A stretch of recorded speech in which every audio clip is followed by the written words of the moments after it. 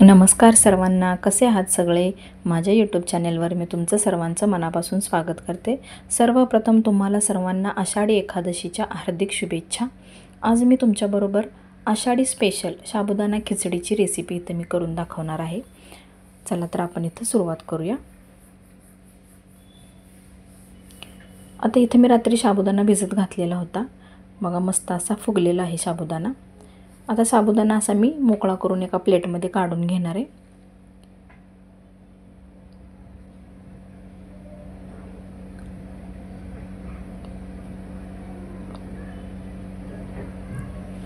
सगळा साबुदाणा इथं मी काढून घेतलेला आहे बघा. आता याच्यानंतर मी शेंगदाण्याचं कूट करून घेणार आहे. आता कढईमध्ये मी शेंगदाणे इथं भाजायला घालते. शेंगदाणे जे आहेत ते आपल्याला लो टू मिडियम गॅसवर भाजायचे आहेत. चांगले खरपूस भाजायचे आहेत शेंगदाणे. हे बघा अशा पद्धतीनं. आता हे शेंगदाणे जे आहेत मी एका प्लेटमध्ये काढून घेणार आहे. आणि शेंगदाणे गरम गरम कधीच वाटायचे नाहीत, थोडेसे थंड होऊन द्यायचे. याच्यासाठी मी शेंगदाणे इथं मी थंड व्हायला ठेवणार आहे. याच्यानंतर तोपर्यंत आता आपण इथं बटाटे घेणार आहे. मी 2 बटाट्याची सालं काढून घ्यायची आहेत आणि बटाट्याची आपल्याला बारीक बारीक फोडी करून घ्यायची आहेत.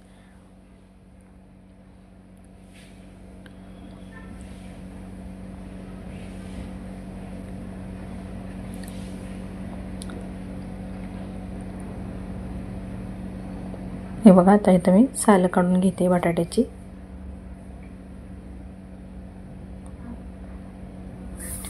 साल काढून झालेली आहे. आता याच्यानंतर मी बटाट्याच्या बारीक बारीक फोडी करून घेणार आहे.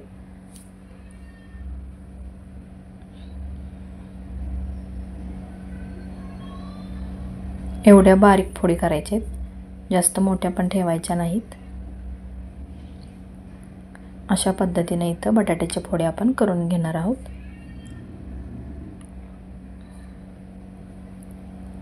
इथं सगळं बटाटा मी व्यवस्थित कापून घेतलेला आहे. आता बटाटावर ठेवल्यावर काळा पडू नये म्हणून मी इथं एका बाउलमध्ये पाण्यामध्ये तुम्ही ठेवून देणार आहे.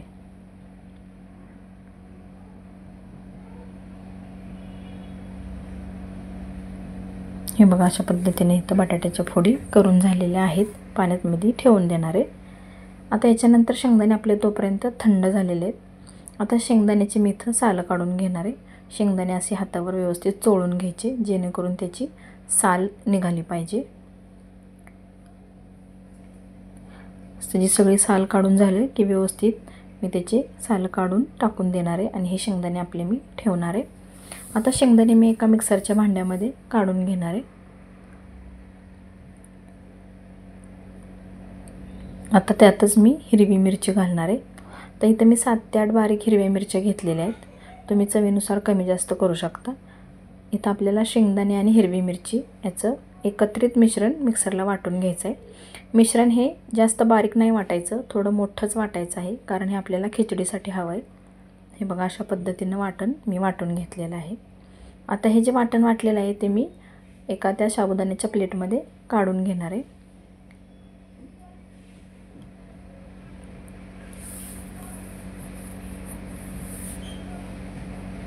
आणि साबुदाण्यामध्ये हा शेंगदाण्याचा कूट मिक्स करून घेणार आहे चमच्याच्या मदतीने. व्यवस्थित सगळ्या साबुदाण्यामध्ये हा शेंगदाण्याचा कूट मिक्स झाला पाहिजे.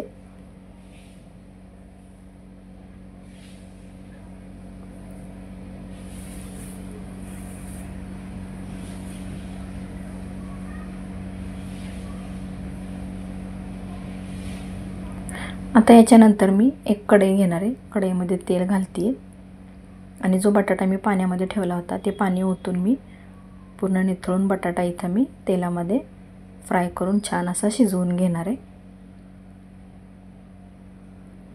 बटाटा आधी शिजवण्याची काही गरज नाही. इथं इन्स्टंट तुम्ही बटाटा शिजवून डायरेक्ट कमी वेळात खिचडी करू शकता. बटाटा आपल्याला तेलामध्ये हा छान परतून घ्यायचा आहे.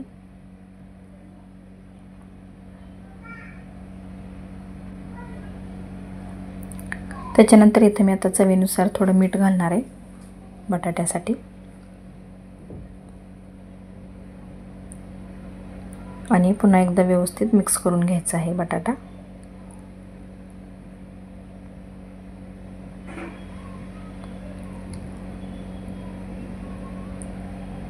आता याच्यावर मी झाकण ठेवणार आहे. लो टू मिडियम गॅसवर आपल्याला बटाटा शिजवायचा आहे. 5 मिनिटांनी बघा मी झाकण काढून बघितले. आता पुन्हा एकदा बटाटा आपल्याला व्यवस्थित तेलामध्ये परतून घ्यायचा आहे.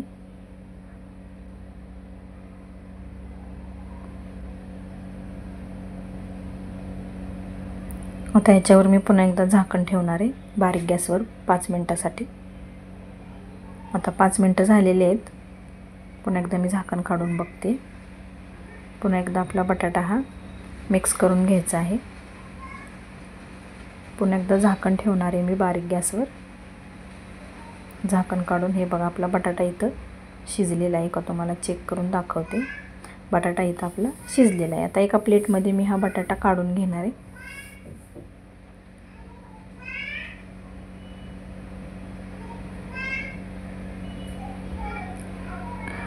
आता याच्यानंतर मी एक कढई ठेवणार आहे. कढईमध्ये मी इथं तेल घालणार आहे. याच्यानंतर पहिल्यांदा इथं मी मोठा 1 चमचा जिरं घालणार आहे. जिरं तेलामध्ये चांगलं फुललं पाहिजे. त्याच्यानंतर मी इथं जो तळलेला बटाटा आहे तो याच्यामध्ये घालणार आहे. तो व्यवस्थित मिक्स करून घ्यायचा आहे बटाटा आणि जिरं.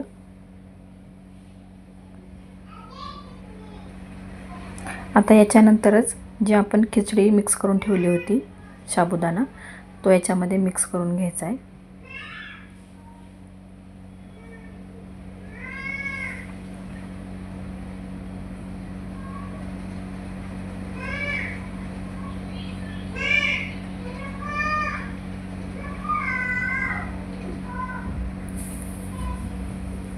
साबुदाणा आता इथं आपल्याला मिक्स करून घ्यायचं आहे. इथं चवीनुसार मी मीठ घालणार आहे. आता याच्यानंतर मोठ्या गॅसवर आपल्याला एक 5 ते 6 मिनिट खिचडी ही भरभर हलवून घ्यायची आहे, जेणेकरून मीठ व्यवस्थित मिक्स व्हावं किंवा व्यवस्थित एकजीव व्हावी आपली ही खिचडी साबुदाण्याची. याच्यासाठी मी 5 मिनिटं भरभर हलवून घेणार आहे मोठ्या गॅसवर. 5 मिनिटानंतर मग गॅस तुम्ही कमी करून ठेवायचा आणि याच्यावर मी आता बारीक चिरलेली कोथिंबीर घालणार आहे.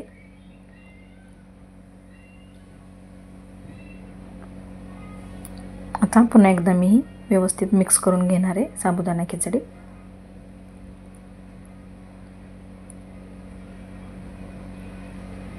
खिचडी अशी सुट्टी झाली पाहिजे, चिकट नाही झाली पाहिजे. इथं व्यवस्थित बघा मी मिक्स करून घेतलेले. आता याच्यावर मी कमी गॅसवर ठेवून झाकण ठेवणार आहे एक 5 मिनिटासाठी. आता 5 मिनिटं इथं झालेली आहेत. पुन्हा एकदा मी ही जी खिचडी आहे ती व्यवस्थित मिक्स करून घेणार आहे. गॅस आपला हा लो टू मिडियमच ठेवायचा आहे, मोठा अजिबात करायचा नाही, नाहीतर खिचडी आपली करपण्याची शक्यता असते. याच्यासाठी लो टू मिडियम गॅसवरच खिचडी ही छान परतायची आहे. व्यवस्थित ही मिक्स करून घेते मी. आता याच्यानंतर मी पुन्हा एकदा 5 मिनिटासाठी बारीक गॅसवर झाकण ठेवणार आहे. तर 5 मिनिटं झालेले आहेत बघा. पुन्हा एकदा मी 5 मिनिटांनी खिचडी व्यवस्थित मिक्स करून घेते.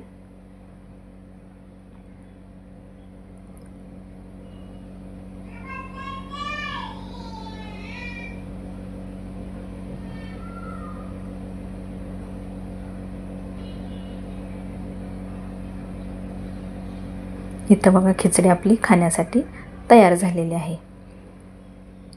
सुट्टी अशी मस्त फडफडीत साबुदाणा खिचडी तयार झालेली आहे. आषाढी एकादशी निमित्त तुमच्यासाठी स्पेशल रेसिपी मी इथं शेअर केलेली आहे. तुम्हाला माझी रेसिपी कशी वाटली ती मला कमेंट करून नक्की सांगा.